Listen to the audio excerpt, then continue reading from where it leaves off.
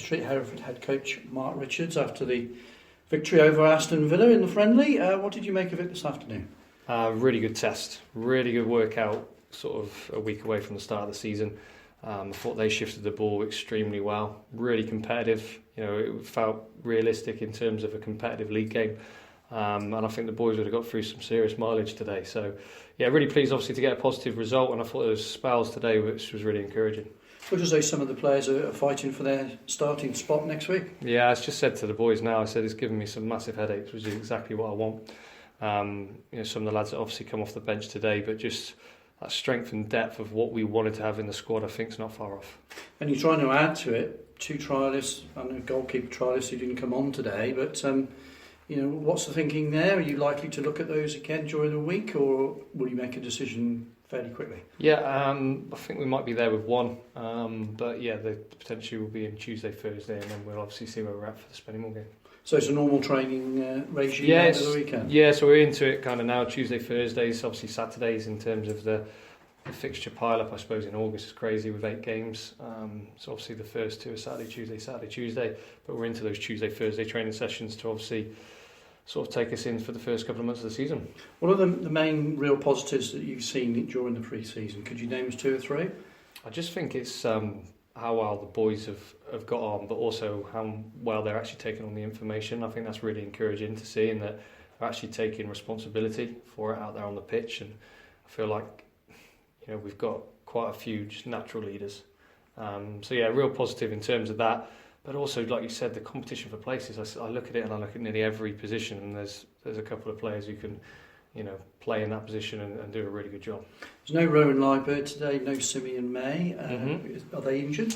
We didn't want to risk Rowan. We didn't want to risk Simeon either. So it was more precautionary, obviously leading into the crazy games that we've got coming up in August. So they probably both could have played if it was, a really important league game. But just no point risking it. And obviously you saw we got quite a lot of boys on the bench, so it just wasn't worth it today.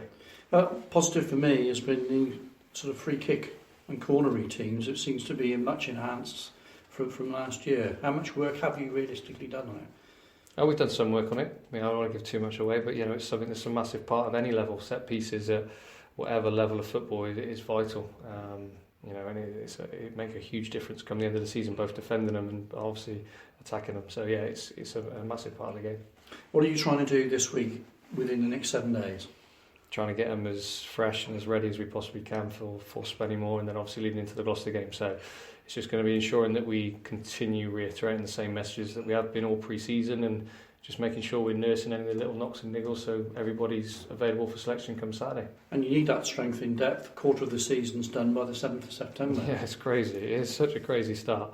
I don't think too many games will get called off, especially with the weather last week. So I think that's why they front load it, especially with the FA Cup and FA Trophy. But yeah, it's an important, obviously, stage of the season because, like you say, you're playing 8 games in August. So it's important to obviously hit the ground running. And hopefully, if we take that sort of form today into that first few weeks of the season, we'll be all right.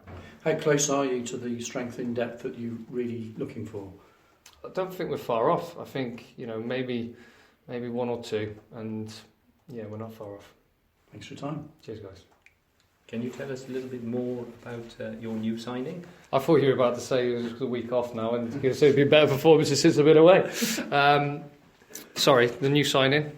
Your latest signing. Well, the one I haven't. The one we haven't announced. Oh, the actual official one. Okay, yeah. The name. I thought it was like we were talking in riddles then. Jared Hodgkiss. Yeah, he's. Well, you've seen in a few of the games that he's played in terms of what he brings. He's a leader. I made him captain today. He's got experience of getting promoted out of the National League. He's got experience of playing in the league. And he's just got an unbelievable desire to want to win and want the whole group to do well. And he's been really refreshing to have in and around it, and obviously to sort of have his experience that he's had obviously during a very successful career. And I'm just pleased that we've got him on board. It's very noticeable he was barking orders from the far side of the pitch. I think, dare I say, he was louder than anybody else. And that's exactly what we haven't had that. Yeah, exactly. And you look at that and you say, you want people, even if they haven't got the armband on, to be doing that. You know, you heard Jordan Cullinane-Liebert today as well, barking orders. You know, you see Riles doing it, you see Josh Gowling, obviously. You know, Caney was a captain at Western. You know, it's really important that we've got those leaders. Reece Stice, Simo, you know, you've got that sort of spine then throughout that can obviously help some of the younger faces. So have you made up your mind who will be captain? No. It's another headache. I know, it's brilliant though. Hey, good to have all these headaches. So I can take it with this head, so I'm all right.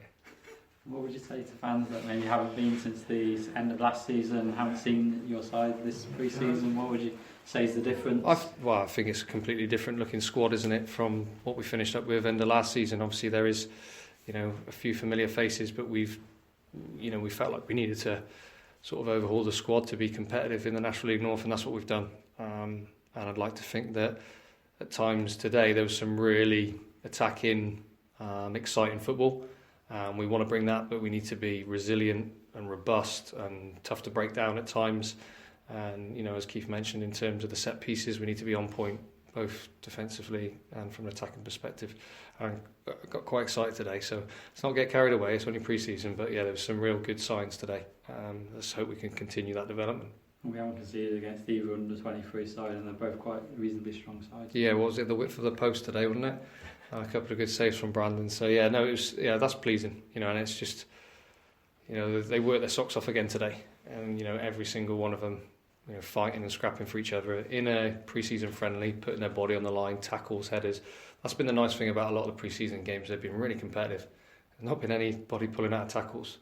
Well, certainly not of any of our players as well. So that's really important. Mm-hmm. Thanks for